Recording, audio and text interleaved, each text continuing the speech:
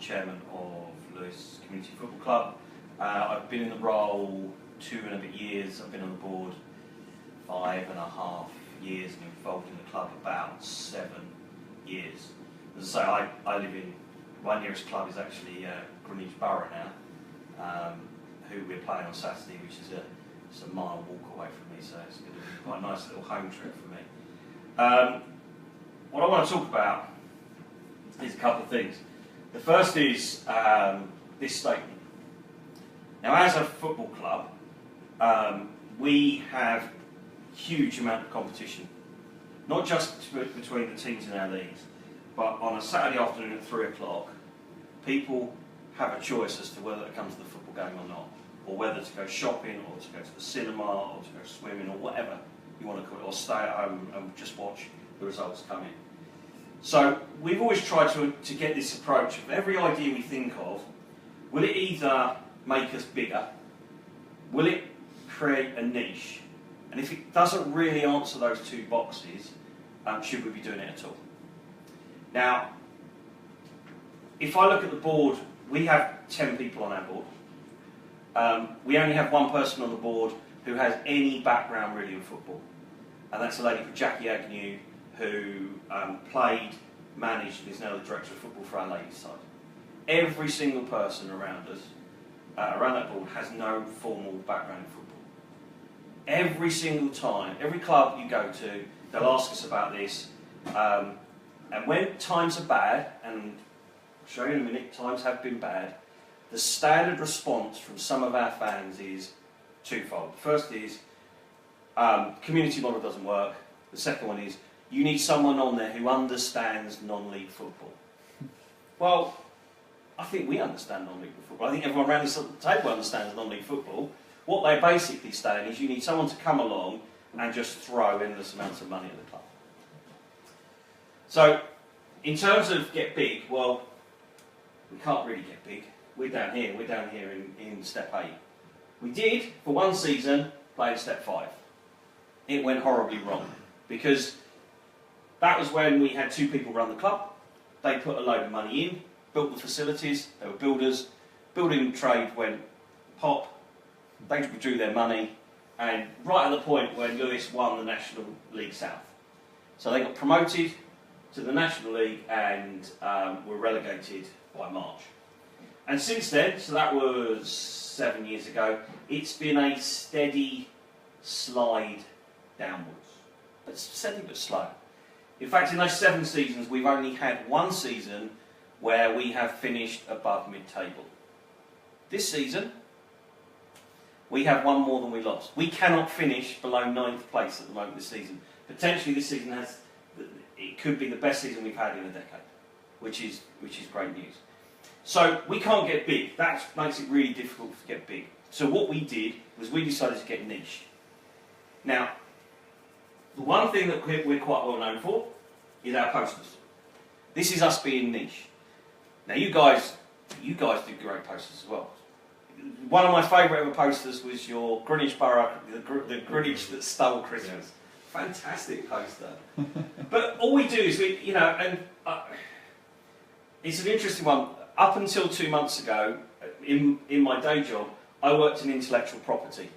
And I looked at these posters and I cringed. Because we are so close to the line in terms of trademarks and things like that. We sail close to the wind and we'll play that, yeah, but we're a non-league club, blah, blah, blah. We try and get a theme going through all of our games. Some of them are obvious, Walton Casuals there, South Park, pretty basic stuff. But we try and get a theme. Every single game will have its own poster. We have a group of people who go and take posters out into the local community. We put them in shops. We create one that is, I think it is A0 size, that is opposite the station. So as soon as you walk out the station, there is this massive A0 poster, which after the game is taken off and is put in the ground around the side of the pitch, so we have like a gallery of A0 size posters. That's our way of trying to get niche. Now, we know it works because we've seen a number of professional clubs rip us off. Burnley ripped off one of our posters 2 years ago. It refused to acknowledge they ripped it off at first. Eventually they agreed they did, and they offered us a signed shirt. Lovely. Because we'd really want a signed Burnley shirt, wouldn't we? So imitation's, you know, a form of flattery. That was the last one. East Streets of Town, which was based on the Smiths album cover, and that's Dixie Dean on there. Bottom right, that's our assistant manager. Our most popular one in recent times has been the Citizen Smith one, which again is a little bit difficult because it's a generation thing, so very few people understand who Wolfie Smith was. Robert Lindsay retweeted that picture, which was quite cool, again. And so we've sold out of that as a post, we've sold out of that as a programme. So we try and do something different, and that's one of the quirky things we do. Second quirky thing, and again, this might not work for everybody, but we put this in place, and people laughed at us, but I'll share some stats with you at the moment. They're our executive boxes. Beach huts. They're not beach huts. They are sheds that we cut the back out of. Now, we put those in 3 years ago. Originally, we announced these as a April Fool joke. And then we decided, actually, you know what, we could do this. That bit there was just it's a grass bank, and it had a fence going around the top. So we concreted that over. That cost, we got one of the fans to do it. It was about £400. Each of those beach huts cost £300. And then we went out to companies locally and said, hey, how do you fancy decorating the beach huts? So beach hut number one is the Pelham House Suite. Pelham House is the posh hotel in Lewes. Interesting enough, that for this game here, that is full of Dulwich Hamlet fans. Who came, this was against Guernsey in October. They didn't have a game, so the Dulwich, there's like 12 of them, came down to watch a game. So we gave them a beach hut for the day. Beach hut 3, which actually me standing up there, is our boot room. And it's been designed by a local artist. It has a Sputio table in, so you can play Sputio in there. It's got sort of football, Lewis memorabilia and things like that. Beach hut 4, you can have neck and back massage in there. So again, we went out to a local sort of chiropractor. How do you fancy on a match day? Come in, give them, yeah, absolutely love it. So each of those, that's £250 a game. That's for 6 people, entry, couple of beers and food. And virtually every single game, they're sold out. So we got a return on investment on those in about 7 games. 2 years on, we're still getting £1,000 a game from those. And again, really quirky. If you can find such a quirky thing. Now, at the opposite end of our pitch, we have another grass bank. You know, toying with the idea, is it a little bit overkill to put a couple more in there? We're not too sure. Food. This is the poster that I'm saying. We like to be a bit different with our food. We believe that football fans shouldn't just be hot dog style burger. So we outsourced our catering to a local event management company. This is just a sample of the menu. So this was last year, the week after Burns Night. So you had haggis, neeps, tatties and whiskey dew. You had a veggie one, you had poutine, you had lamb shish kebab, £3, £4, £5, and people love it. So again, it's about doing different food. This is based on a rent basis, so we just rent out the space to this organisation and they come in. So they're just some examples of how we decided to get a bit niche. As a club, one of the things that I developed last year was a complete strategy for the club. So I put in place a 3-year plan, and we divided the club into 7 columns, 7 streams. And each of those streams either has a revenue or a cost. And the idea being is we put club values in place and we had a framework through growth. And each of those areas has owners. And at each board meeting we will come back and we will report on, okay, what's happening with football operations, men's football operations, ladies operations. And the idea being is that we meet as a board every 2 weeks, but in the intermediate week, those groups are responsible for talking and understanding what's going on. So I'm going to flag up 2 that are the most relevant to us here. So the first one is community and fan engagement. So again, we have these 5 pillars under that.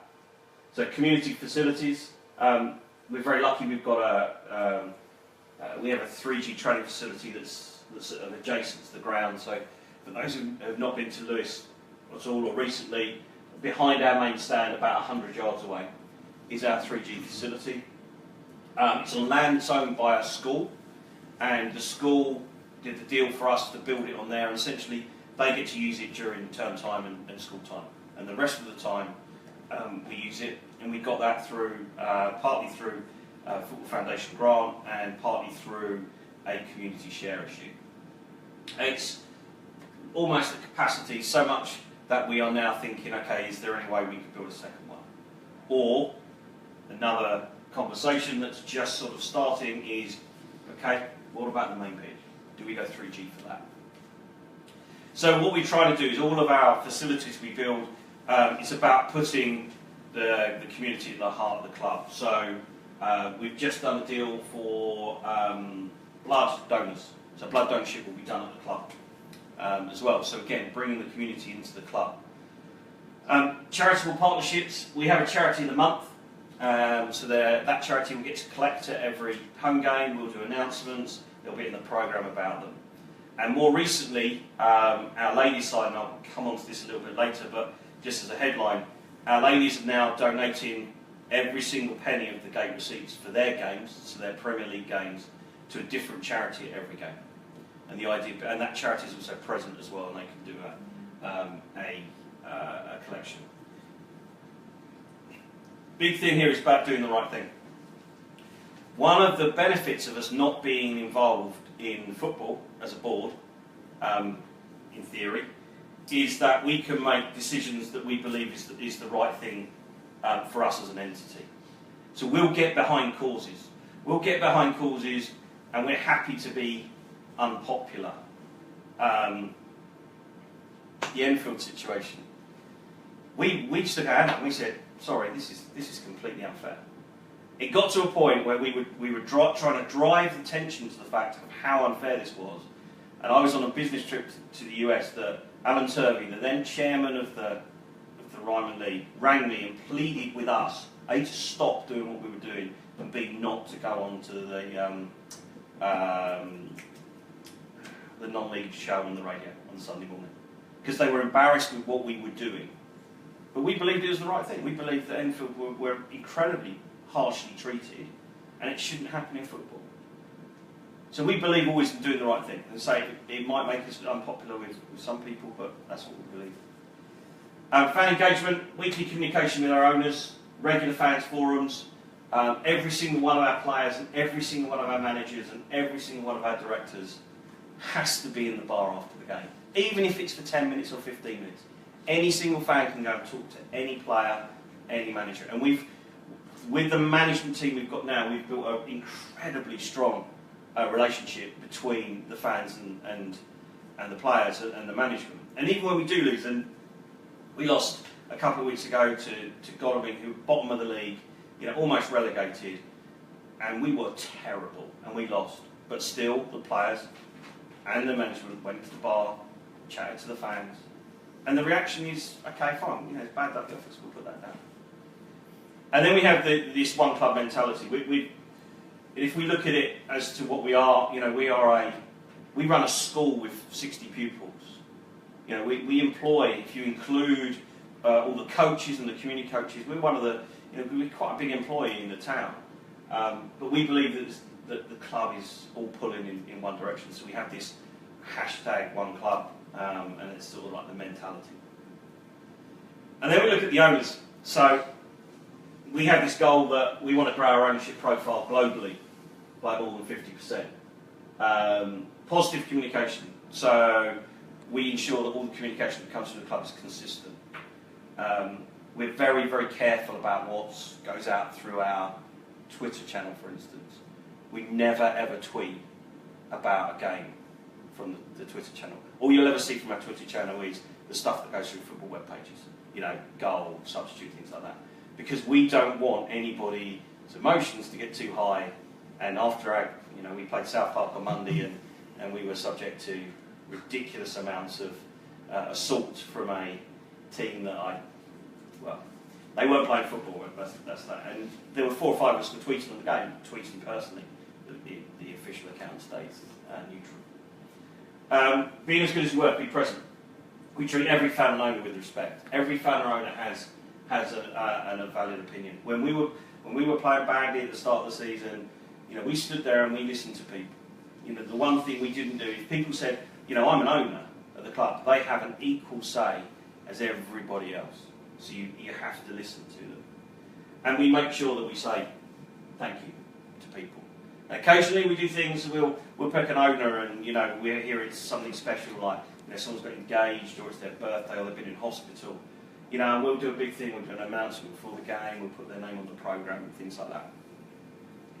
So the scene, get big, get niche, get out. As I said, it's a crowded market and you need to stand out.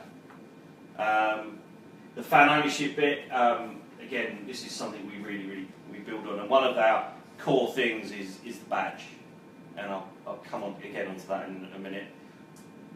And finally, it's about ask the question: what else can we do? What else can we do as a club? What else can we do as a community? Now, one of the decisions we took 5 years ago was: did we want the club to be owned just by football fans or people who believed in the community of Lewes? And we thought there are people out there who believe in community ownership but don't like football.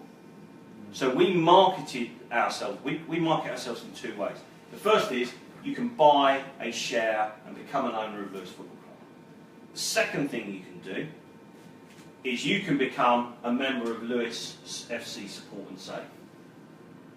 It's exactly the same scheme. But we went round and we got 83 retailers on board. And what we asked them is, look, would you be willing to give a discount to anybody coming into your shop who had a card? And we tried to bring it into categories. So, for example, there's a garage that offers MOTs, but only one garage. Specsavers, you can quite easily save more than the £30 in one trip to Specsavers. And Specsavers are one of our club partners. And what will happen is if someone goes into Specsavers and their pair of glasses is £300 or more, they'll say, well, look, just sign up to be an owner of Lewes. You get 10% off now. And they'll sign people up. So this is where the challenge then comes, because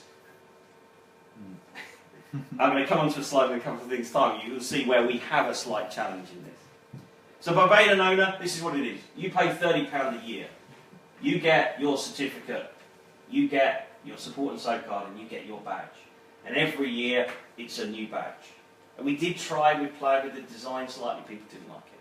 And you'll see people attend games with badges down here. Like this badge, these medals of honour. They've been a member since 2010. And to them, it's a really important thing. Every single programme. The programme is, we put our programme online. So it's an e-version, and the owners get to see the programme essentially before anybody else online. And on every single programme, there is a line, you can't quite see it on here, it says underneath the rook, where it says the rooks, it says owned by, and every single game we have a different name and 1,100 other people. So again, we'll try and tie that into some kind of thing. We also have special events that are aimed, and we'll market those to our owners. So for example, we have an annual beer festival, which is next Friday. Tickets for that went out first to the owners before they go out to anybody else. And as an owner, you also get a discount from anything you buy at the club shop. So, the story. As of last night, when I was doing these numbers, we had 1,143 owners. We started in 2012. That was the first season we allowed people to become an annual owner. Prior to that, we actually went out and we asked for pioneer owners, people who were willing to put a minimum of £1,000 into our club. And for that, they became a life owner. And so we had about 85 of those to start with. And that got us out of the winding up notices, the demands from the taxman. That money got us through that very dark period. So the bar in red is total ownerships. As you can see, they're going up. Obviously, we measure them to the 31st of May, so we're already above where we were last year, which is really good. Now bear in mind, during all that period, we've been relegated twice. So the performance on the pitch has continued to go down. We have about a 78% renewal rate. Now, from a subscription-based product, and some of the background I've got, subscription-based renewal rates of over 70% are very good, very, very sticky. We have 872 from East Sussex, 699 from Lewes, and this is the ridiculous thing. We have 201 from overseas, and 124 from the US. About 70 of those are down to one fan who went onto Reddit one night. He said he'd had a couple of beers and he was on Reddit, and he just went into this rant about sport and about how he loved his football club and this is what they were about. And then the following day we just saw these ownerships coming through from the US, just like one after the other after the other. We've got a guy in Texas who is essentially like a networker. Everywhere he goes, he tries to get someone to sign up to be on the Lewes. He sponsors one of our players. He came over at Christmas. He bought the whole club shop. He signed up his wife, his son, his daughter, people like that. But he's always constantly pushing the message out, which is fantastic. But what's really interesting here is there's 695 from Lewes. Our average attendance is about 490, 480. So significantly more people in Lewes are owners than come to the game.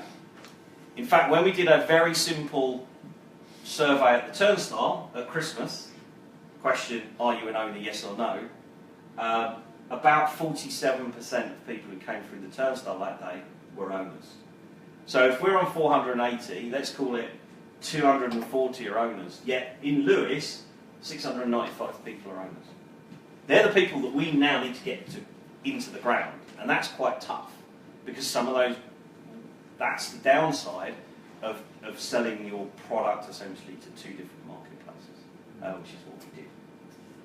But we're confident, we haven't changed our offering over time. The price, so £30 still, is the ownership, and it seems to work. We're very lucky that we've got a number of quite connected fans, which helps.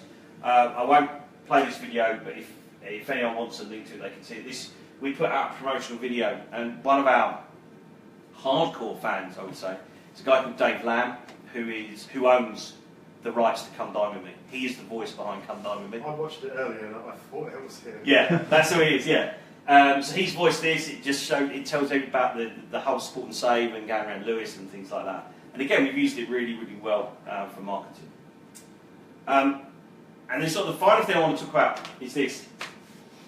So we're taking get big, get niche, or get out to a different level. We're going for pay parity. We aim to be the only football team in the world where the men and the women will be paid the same. Now, we don't know if this will work or not. This is the brainchild of one of our directors. This was his re-election speech last year was 5,000 words. It was picked up by the Independent, the Times, the Telegraph, and we wouldn't let any of them publish it because we believed it would influence the result of the election. But we are now at a point where we are talking to organisations about this. We've had meetings with FIFA, UEFA, obviously the FA. Now, what does this mean? This means that we are looking to get organisations to support us. And by supporting us, they're supporting the club. They're not supporting one part of the club, they're supporting the whole club. So we have some really ambitious plans that through this pay parity, through this investment that we've made in the club, we can improve the facilities for everybody. So this isn't just about, when we say about paying men and women the same thing, yeah, we will. But we believe that what you need to understand is we're not going to say all of a sudden we're going to pay our ladies team, they're going to have a budget of 200,000 a year or 100,000 a year, because how do we know that that's what's needed? They may need 50,000 a year, 40,000 a year to actually go up through the league. So therefore what we need to do is invest in the facilities as well at the same time. So that's what we're trying to do. it's a big step change for the club. We don't know whether it will work, but we're going to give it a go. That's it. Fantastic. Thank you, Stuart. I'm sure there are questions, and many of them. Fire away. I'll kick us off then.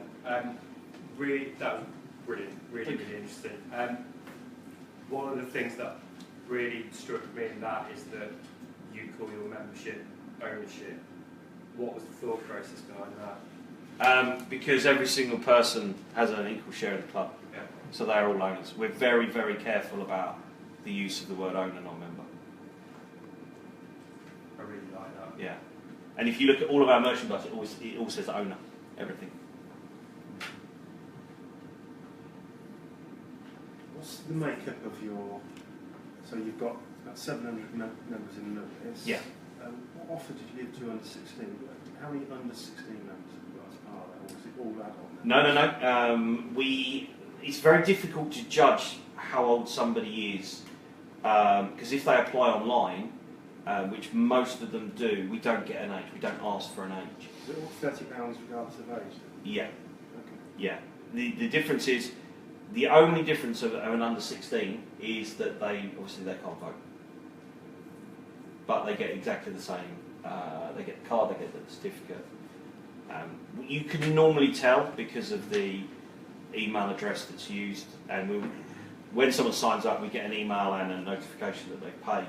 And in that email, there is a text field that might say, "I'll just let you know this is for my son." We have 2 dogs that are owners as well. Okay. There is nothing in our constitution that says dogs cannot be owners.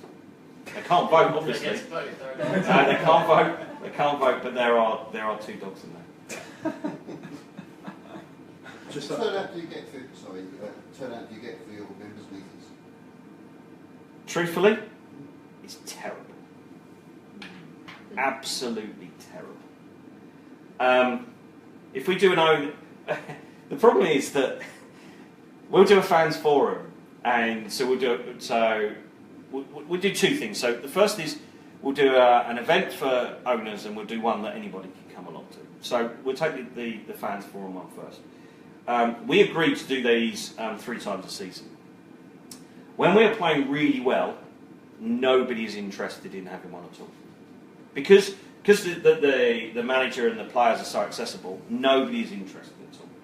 When we're really, really bad, then it will be thrown at us that we haven't had one for a while. So we'll do one, and you'll have 7 or 8 members of the board there, you'll have the manager there, you may even have one of the players there.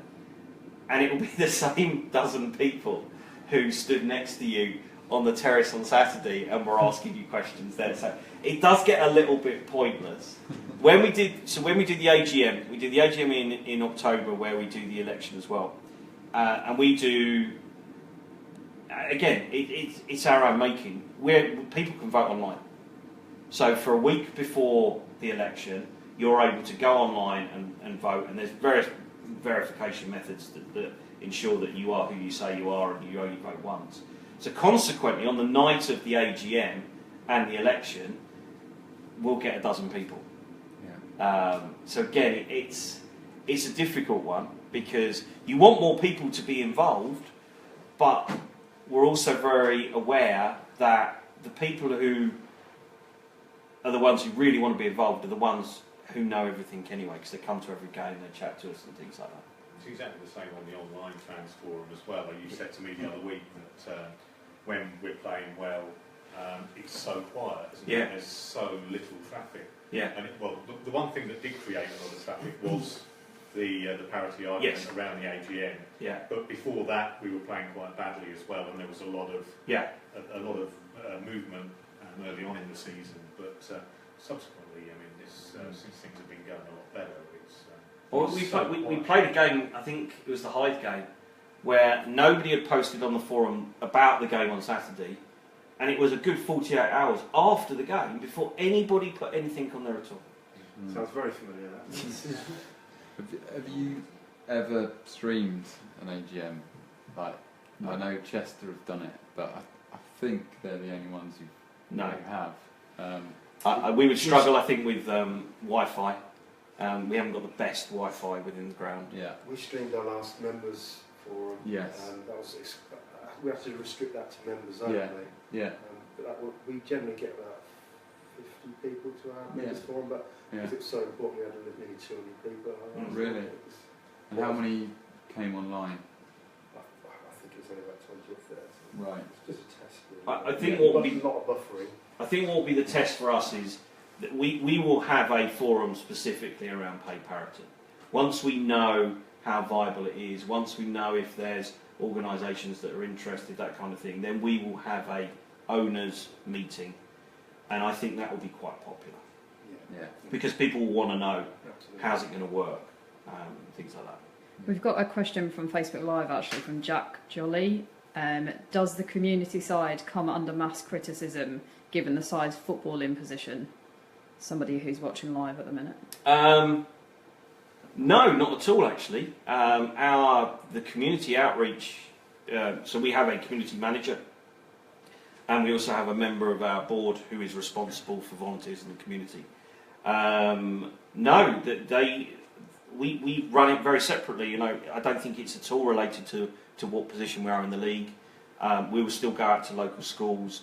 Our biggest challenge at the moment is the fact that we are 5 miles and 1 stop on a train from a Premier League incumbent side who get 30,000 people at a brand new stadium. That's tough.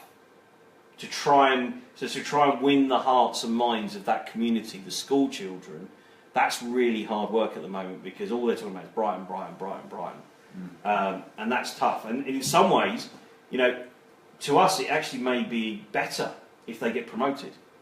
It may actually work in our favour because I would imagine if they go up, prices will go up, families may be priced out, what else can they do on a Saturday? Or obviously it's not going to be a Saturday, it's going to be a Sunday or a Monday or a Friday now. Well, they could come along to us. We've got 2 really big tests coming up. The first is next Saturday, which is the first time in nearly 2 years that we've gone head-to-head with Brighton on same kick-off time. And we're not changing that kick-off. We have done in the past, we're not changing it. And then on Monday the 17th of April, assuming everything stays as it is, Bank Holiday Monday, we're playing Hastings, which is our biggest game. Hastings we're 5th, Hastings are 6th, both going for the playoffs. Brighton are at home on the same day. And again, you know, we may even have to talk to the police about that. You know, we've had a request, a tentative request already about will we segregate, which is like, what? We're not going to do that. But, you know, those kind of things start to come into play. So from a community side, you know, it's important that we keep that message up, keep about, you know, this is why it's great to come to Lewes and not necessarily just support the team down the road. Stuart, you mentioned earlier about community people not interested in football, and I just wanted to explore that a bit. How did you find out they weren't? Was it chicken and egg? How did you find out they weren't interested in football quickly, or did you do something specific to pitch to non-football fans? It was an idea that, well, hang on a minute, how can we engage more people in the community? Well, why don't we make the offering, the ownership offering, a little bit more widely appealing? And we put people in Lewes High Street on a Saturday morning with a clipboard and said, we did traditional marketing A/B testing. We had one group who said, do you want to sign up, become a member of the football club? And others who said, how do you fancy getting 10% off your stuff in the shop across the road? How do you fancy this? And we found that the people who were pitching that were 3 times more likely to get owners in that particular place than they were if they were pitching the football club. I mean, it obviously didn't help at the time. The football club was going down the pan, literally. And we have since this year, we did one Saturday where we signed up 8 people on a Saturday morning pitching football. I think there is an element there, but we found out sort of through trial and error that you could actually go out to a wider community and give them something that's quite unique. think it's great that you've got we've got about 800 members, so if we ever get to 1,000, that's absolutely our target. Mm. Is there any resentment from your fans, the general football fans, that you've got non-football fans get the same benefits and rights as they do? Did you ever get that? No, because those non-football fans are contributing the same price. It's not like they get a price discount because they're not a football fan. They pay exactly the same £30. That £30 is invested into the club. So actually the football fans in some ways should be quite grateful that if we can't increase attendances, and attendances, we know attendances are completely variable on results. So if we can't increase our ability to get better results, we can increase the amount of money that comes into the club by selling to another area of the community. Richard, I don't know, I've never heard anybody complain. No. One thing I was going to say about the community aspect is also that Lewes is very lucky. You probably know a little bit about just anecdotally about it being a bit of a quirky town, but I think it actually lends itself very well to a cooperative type, or two cooperatives. It's just the way we are. It's a quirky place. All the bonfire stuff. There's a tradition of people getting involved in community type projects, and we're very, very lucky in that respect that people have that sort of mentality, and we probably still don't have as many as we ought to have that back us. I think you look at our away support. Our core of our away support does not come from Lewes. No, it doesn't. No, Absolutely not. So we'll take 50, 60, 70 fans to away games at the moment, and on Monday night I was trying to work out, and I think I counted 8 people that I think come from Lewes out of that. And even our most loyalist fans, Brighton, Hove, Seaford, places like that. So Richard's based up here, I'm based in London. There's a subtext to that as well, and that I think is something I wrote about in the programme the other day, is that there are a lot of people that have been, you, me, season ticket holders at Premier League or Championship clubs that have become disillusioned. And a lot of the people that I talk to at away games at the moment are people that feel like Lewes away games are what they remembered from the past. You arrange to meet in a local pub in a strange place, and it is something. It's a different community of people, and something that people of a certain age, namely mine and around it, find is taking them back. And I think it's there's that disillusionment with the Premier League and the like. What's quite interesting is, again, look at the away dynamic. We've all of a sudden started getting younger fans as well coming to away games, which never happened. As Richard said, it used to be people of our age, and we had this joke about, we had the Lewes Lunatic Fringe, the LLF, and it was a guy, it's Yeovil John, who's 78, Terry the smuggler, who's 70 something, and that's the Lewes Lunatic Fringe. It was like 8 of us who had all seen better days. Now all of a sudden we've got like a younger group coming to us, and it's interestingly enough we're getting more and more young fans coming through, and they're the ones that we need to also get to convert them to owners. That's a big job. Yeah. So, looking on from our side, it's like so impressive. Granted, you say like the way that town is, and Dripping Pan's a great ground. It's central near the station kind of thing.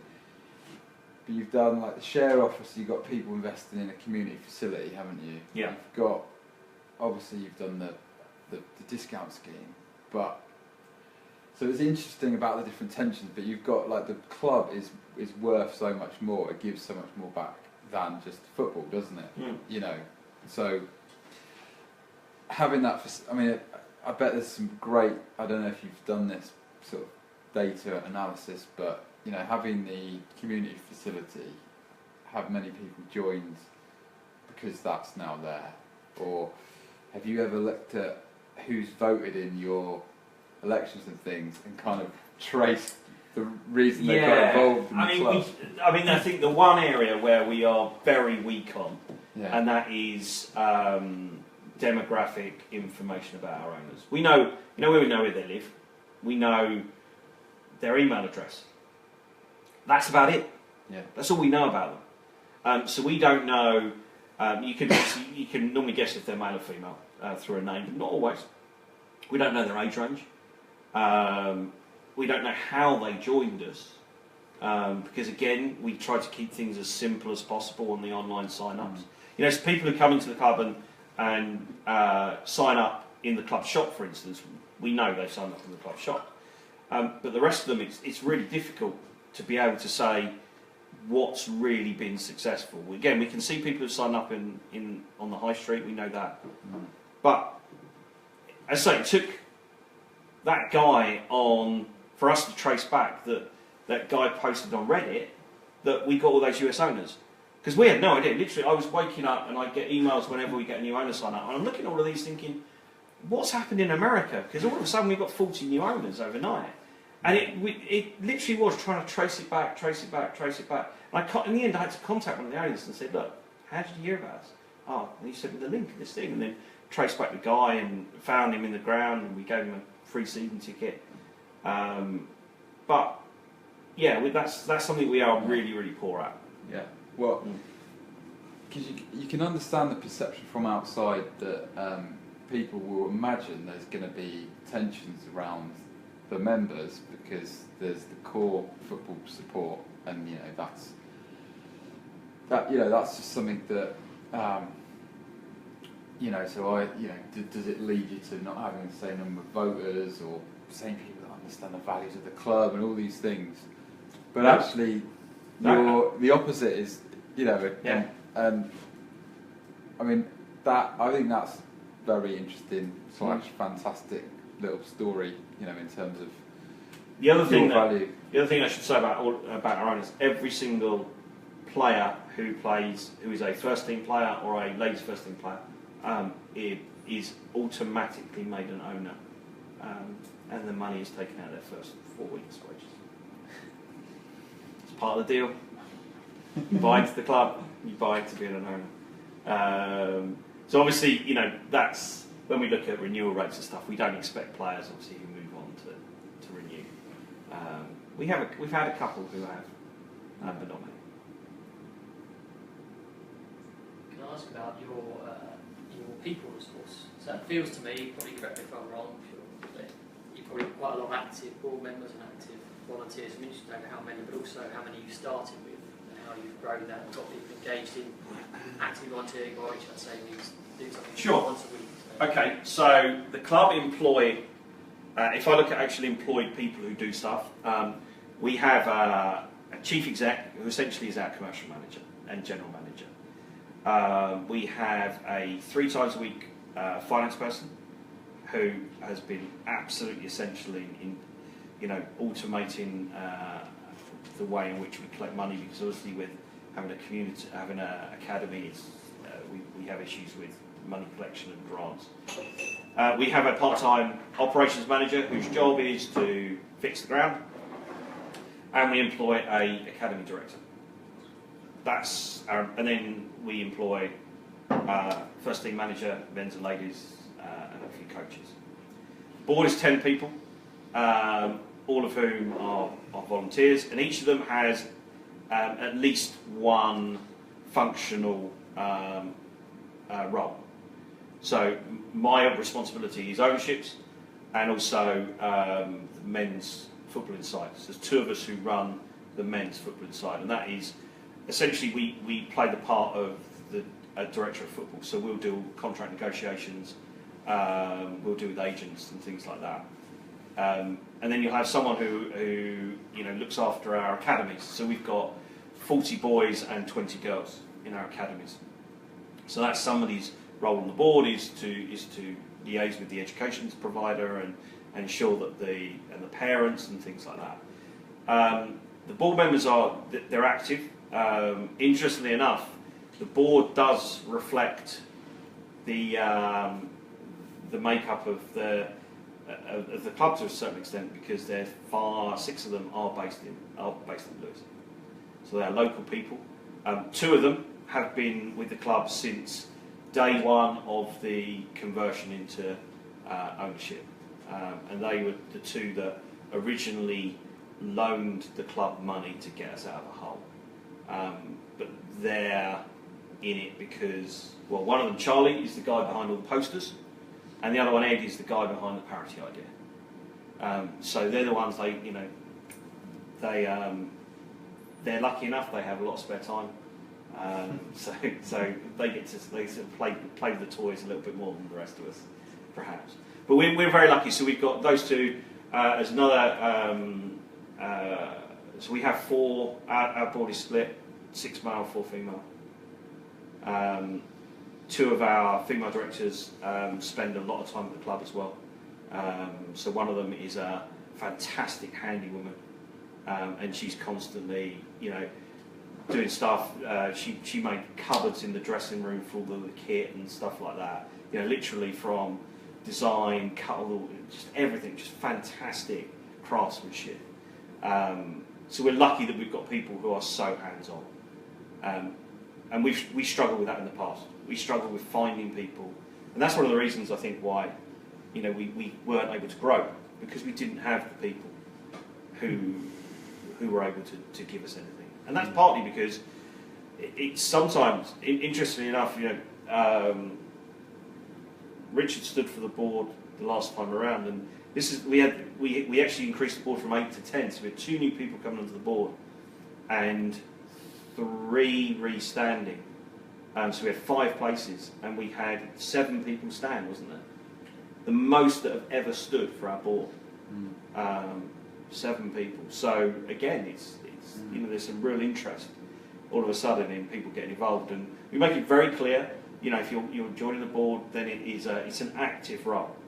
You're not just going to sit there and get free entry to games. In fact, you don't get free entry to games. You have to pull your weight, and if you don't pull your weight, people will sort of say, "Can you pull your weight?"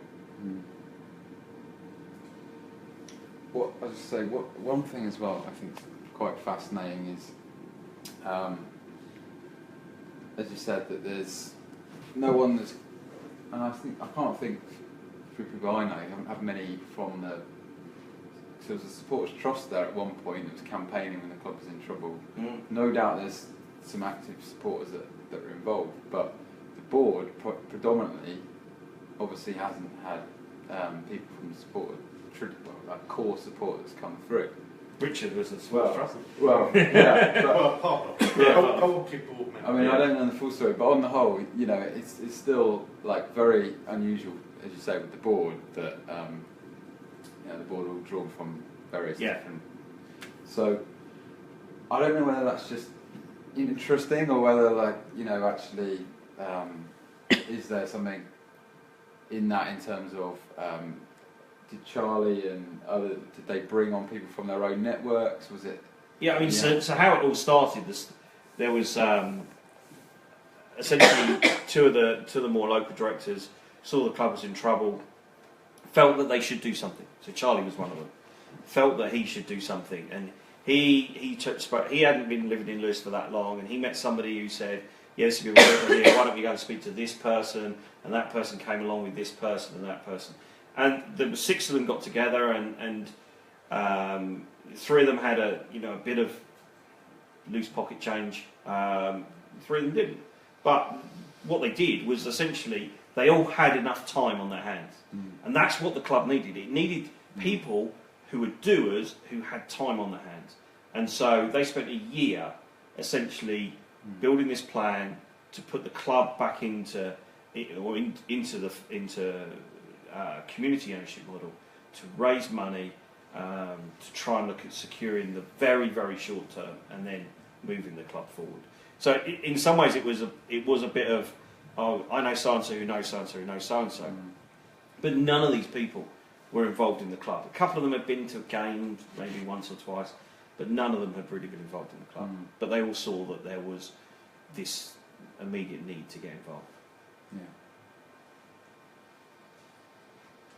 It's interesting that nobody from the original trust board has actually ever been on the board either.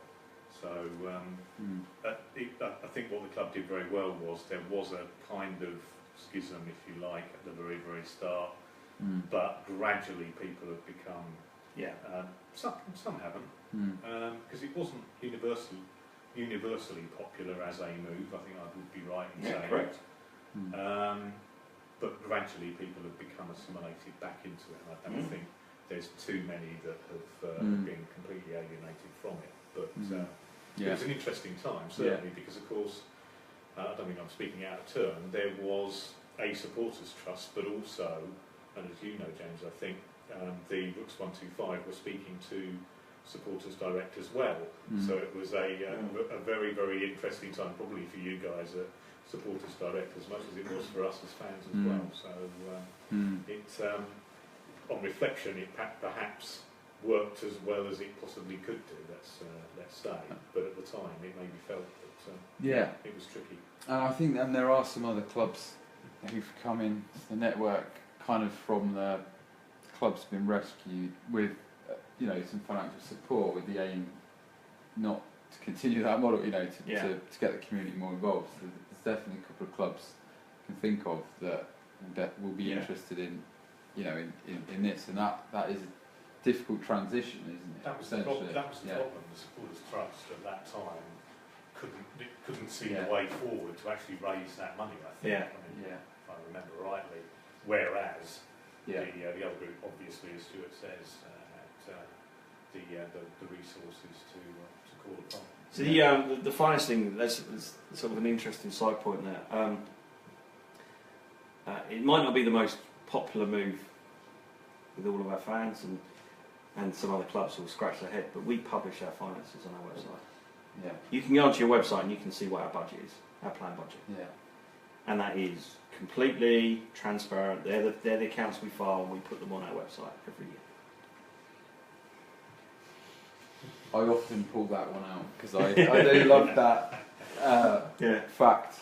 And it was funny. There was we played at one club earlier on this season, and I heard one of their directors. We were winning at half time, and I heard one of the directors say to another one, what do you expect?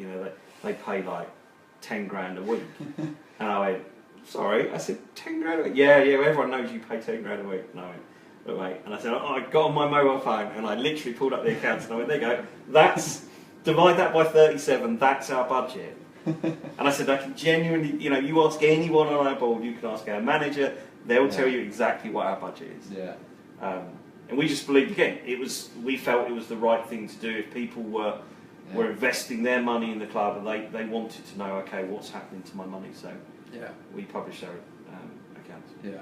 Just on that issue, do you think that there's a reasonable argument for there perhaps being a salary cap in divisions such as the Ryman League? I would love to think that there is one from perhaps based on the rugby principle of a percentage of your turnover.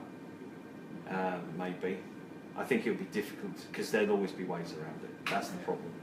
We know there's clubs in our league who players are sponsored at £1,000 a week, for instance. I'm not going to name any names because it's on Facebook. And that's how they get around it. So you say, okay, here's the playing budget, but XYZ is sponsored by this sponsor, and I was just going to say, on the budget, just quickly, particularly the way you came into ownership, where obviously there were some people that were seen as having a bit of money that rescued the club. That's the really difficult transition that some of the other clubs we've found have had or are having is then the dynamic of the supporters believes that the rich guys are there and it's all good. So I think that budget on the website is just another fantastic way to basically change, make it everyone's responsibility and understanding how much it costs to run a football club. Yeah, and we won't move away from the fact we still need donations from directors. Yeah. Our model is great and we've got more money coming in through the gate than we ever have, but we still need donations because there's a number of reasons. We had a major commercial partner, not last season, went to bad debt. That's a hole we can't plug. All of a sudden you budget this money, okay, the deal's signed at the start of the season, bang, right, okay. So obviously that money you're saying is going to come in throughout the season. So you spend that money. That goes on players on the budget. And if all of a sudden that debt goes bad, you then have to start going into to rack up legal costs to try and recover your money. We're 2 years down the line, we still haven't got a penny back from that, and we're still pursuing it. So consequently, we have a shortfall, and that shortfall needs to be filled. And how do you fill it? Well, okay, sometimes it means that people have to put their hand in their pocket. And again, that's all, you'll see it all in the accounts. We don't hide it. It's shown as, X person, there was donation. It's not loans, they're donations into the club, and so people can see it. But that money is not put into. It's there to cover issues that arise. We had a problem 2 years ago with floodlights. And obviously going into the winter months, you can't not have floodlights. So again, we had to find a way in which we could fund those. So that's what we do. Stuart, you're mentioning declaring online openly the playing budget, for example. Just as a matter of interest, is that fixed at the start of the season without any fluctuations whatsoever, irrespective of coming and going of players? Manager has that budget, and I'm just thinking your numbers are very impressive despite a first team relegation. Was there any sort of in-year fluctuation, or is it set? So we will allow a slight bit of front loading. In the past, we've never allowed, we don't budget for any cup revenue at all. So any cup revenue that comes through the door, we treat as a little bit of a bonus. But last year, we launched a 12-man fund. And the 12-man fund, so there's a 12-man fund and there's a 12 women's fund. And all of that money is at the manager's disposal. So his playing budget, the net amount does not change. And at the moment, he knows he is over budget by, cumulatively, by about £600 across the whole season, which is pretty good going. But because of the way in which he came in and he changed the way that the players are paid, and that you only get paid if you are in the first team squad. So if you're injured, you don't get paid. Whereas every other manager we've had before, if you're on £200 a week, you get £200 a week even if you're on the budget. So consequently, he knows. We lost our fullback, was sent off on Monday night for violent conduct. He's going to miss 3 games. And so Darren's immediate response is, well, that's okay, because look, I'm going to make up my budget deficit because he's going to be playing for 3 weeks. That's my budget deficit gone for the season. What about the fine? But the 12-man fund has been really successful, and that's enabled us. That enabled us to. We actually paid money for a player this year for the first time in God knows how long. So that enabled us to do that, and it's enabled us to fund players' wages. So we don't vary the budget, but there is a dependency on cup revenues.